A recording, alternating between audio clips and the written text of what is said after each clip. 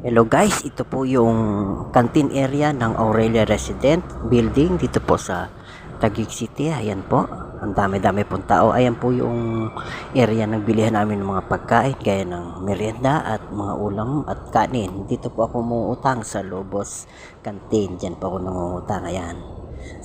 Sa ito po ay oras na ng uwian, kaya maraming tao. Pero yung iba nakalabas pa kaya hindi pa dyan makita. Ayan.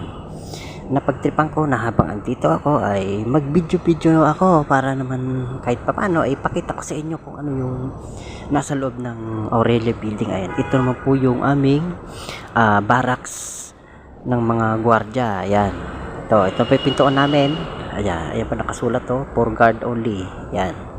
Yan. Binuksan ko na po yung aming barracks. Ayan po yung nasa loob ng barracks namin. Magulo, pero kahit maganyan po yung aming barracks ay masaya po kaming mga gwardiya na dyan natutulog. Ayan, ito po ipinapakita ko sa inyo, may natutulog pa si Misyon. Napuyat po kasi may panggabi po kasi kami. Ayan, may tutulog pa siya. Ayan, ito naman po yung ito yung area ng office at ng toilet dito sa Aurelia Residence. Ayan po. Ayan. Maluwang po yan, kaya po ganyan. Kaya nakikita nyo, ayan po, meron pa si Aram. Ito naman po yung area ng papuntang palengke. Ito po, ganda-ganda po ng view dito. Kaya kung gusto nyo pong maglibot, punta po kayo dito. Libre naman po dito. Wala naman pong bayad.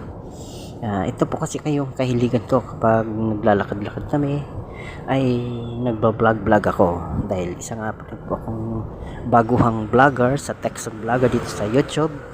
Sana po ay magustuhan nyo lahat ng aking mga video content at siguro din ko po ay pagagaling ko. Salamat po.